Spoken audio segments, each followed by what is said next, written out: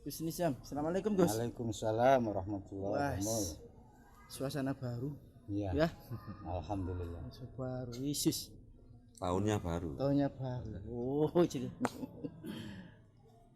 Gus Nizam, kita sengaja datang ke sini malam-malam ini. Kebetulan ini kan satu suro, Ya. sudah 2 hari lalu ya. Kita bicara masalah Muharram, Asyura.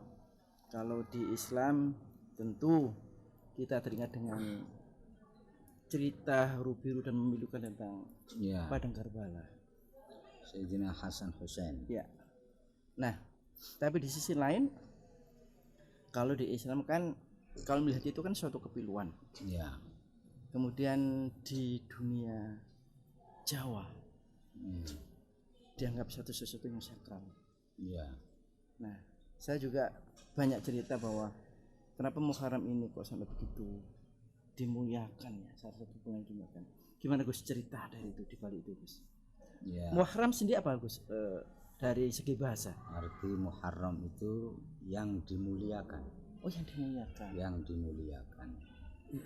Bulan Muharram berarti bulan yang dimuliakan.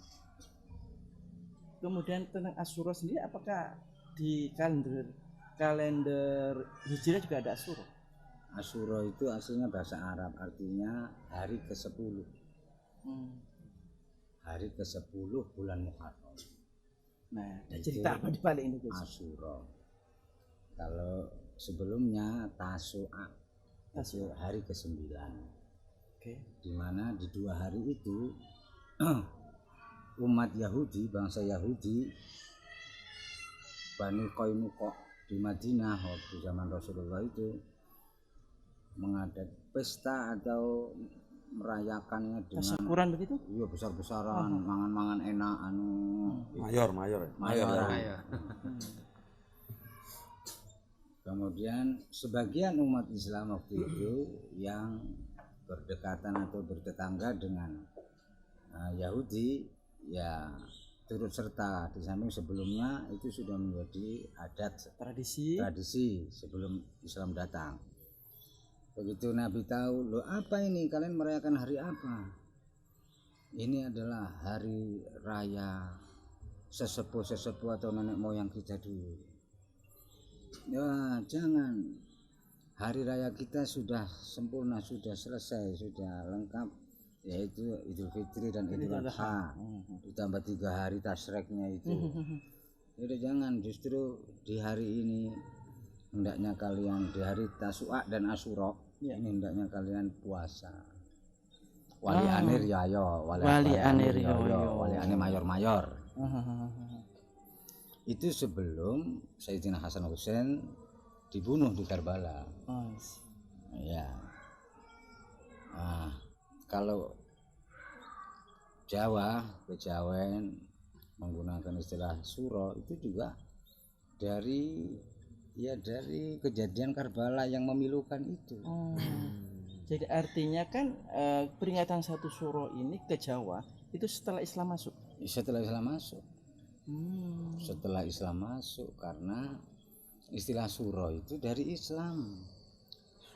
Iya, kemudian diperingati dengan ya meditasi atau kesedihan atau tidak melakukan. Orang Jawa itu, orang Jawa gak oleh bulan suro niki gak oleh gawe. Pokoknya gak oleh syukuran, ini menghormati cucu Nabi. Dalam rangka itu. Dalam rangka menghormati cucu Nabi Hasan Hussein yang terbunuh di bulan Suro hari ke-9-10 itu. Sehingga menjadi sugesti. Iya. Jadi kalau ada hajat bulan Suro itu akan biasanya akan terjadi apa-apa. Kalau dalam keyakinan Jawa. Iya, pokoknya gak diridani. Karena ya mestinya di hari itu memperingati kesedihan cucu Nabi. Bayangkan seandainya kita menjadi Nabi Muhammad, ya pasti itu kejadian luar biasa yang ya sangat dikenang. Ya, betul. Dikenang dari sisi ya merasakan kepiluan juga. Berarti identik dengan hari berkabung. Hari berkabung. Hari bergabung. Padahal Muharram tadi Dimuliakan. Iya, Gus. Itu Iya, gimana, Gus? artinya Kan seakan-akan yang ditanyakan Cak Roh itu kan artinya dimuliakannya itu dari sisi kita harus memuliakannya dengan ya mengisi ritual spiritual. Iya, mengisi dengan ibadah serius mendekatkan diri topo. Nah, itu dimuliakannya dengan begitu. Kemudian hampir semua para nabi yang diutus mengalami kejadian-kejadian besar itu di bulan Muharram, khususnya 1 sampai 10. 1 sampai 10. Kayak Nabi Musa, Nabi Musa membelah lautan. kebebasan terhadap Fir'aun. Iya. Nabi Ibrahim dibakar. Nabi apa yang kejegur laut? Yunus. Nabi Yunus dimakan ikan.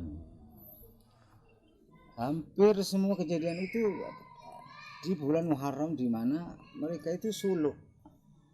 Topo ini Nabi Yunus di dalam ikan 40 hari itu ya. 3 hari. 3 hari.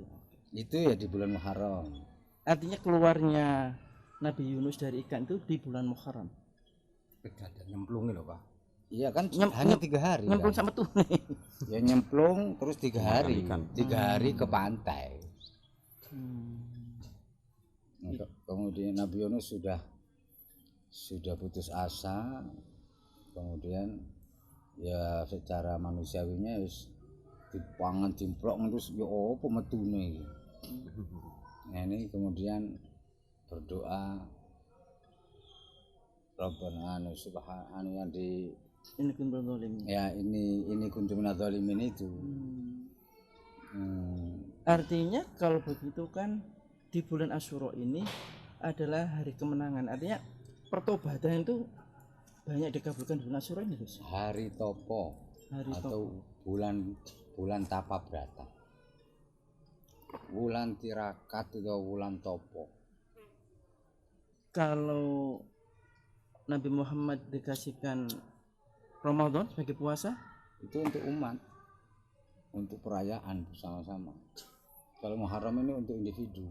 oh, Karena di Jawa itu kan punya hajat, menikahkan di hari Suro kan kok terjadi apa-apa mau pantangan. Persangkanya dirubah itu gimana gitu? Ya, Caranya Aman gitu kan. ya memang sumbernya dari prasangka yang kuat ya. Sesungguhnya Islam Nabi tidak melarang di bulan Muharram ini kita melangsungkan hajatan. Islam nggak melarang, tapi ya tidak salah kejawen melarang itu dengan dasar menghormati cucu Nabi itu tidak salah, itu baik. Itu ta'adduban, itu adab tata krama kita sebagai umat Muhammad. Ya kalau kita lihat itu kalau orang-orang Syiah itu kan di sebelum Muharram ini dia menyakiti Ya, badannya seperti orang-orang apa Nasrani yang ya itu ungkapan bela sungkawa, ungkapan turut merasakan kepiluan yang dialami oleh cucu Nabi dengan rela menyakiti diri. Tapi itu di Ahlussunnah wal Jamaah dilarang karena hulu atau berlebihan. Kalau dikaitkan dengan ngumbah keris gitu gimana Gus? Ya, memang. Keris apa? Tapi maksudnya itu keris jati, keris sejati ini keris, ora keris ketok. Keris biasa. Kalau yang di Kejawen ini kan biasanya kan menjamasi. jimat keris-keris dikeluarkan semua dicuci di bulan Muharram. Nah, Iya, balik lagi ke statementnya Gus Nizam tentang keris sejati itu apa Gus? jiwa kita. I see. Keris itu senjata Iya. yang dipakai untuk melindungi diri dan sebagainya. Ya jiwa kita ini keris, rohani kita ini keris, sing kudu diumbah. Topo ini ngumbah keris jati. Ya jiwa kita ini Keris sejati. keris sejati. Well Gus, 1 Muharram, 1 Suro ada identik dengan tahun baru Hijriah. Kita berpindah di masa pandemi ini, we have to move on. Kita harus ojo menang, terus bergerak menuju kebaikan. Sir wala taqif. Apa itu Gus? Wah. Stop running. Don't Walau running. urja-urja. Walau urja-urja. Apa kayak kok? Loh, wis rahasia, Pak.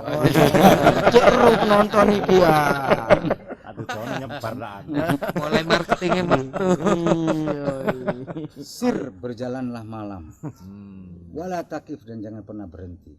Walau apapun yang terjadi. Berjalan malam itu ya laku to rekod itu, Pak. Artinya wah ojo pandemi. Dukure pandemi sing lebih menyeramkan anu enggak boleh berhenti hidup ini, harus terus berjalan. Sir wala taqif, walau urja-urja. Walaupun ngesot semper pokoknya ojo mandek, ojo mandek. Iso mbek ngesot ya iya pokoknya gerak terus. Walaupun semper melaku terus. Always moving. Always moving. Selalu bergerak. Kalau pakai kursi roda loh, Pak. Ngesot. Apa ae wis pokoknya harus moving, harus bergerak. Nah, Gus, kita tentu sekarang semua gerakan kita, mobilitas kita sangat dibatasi oleh pandemi ini. Tapi tadi Gus Riz mengatakan gak boleh berhenti. Gak boleh. Karena hidup itu terus bergerak. Kalau berhenti berarti mati. Berhenti mati.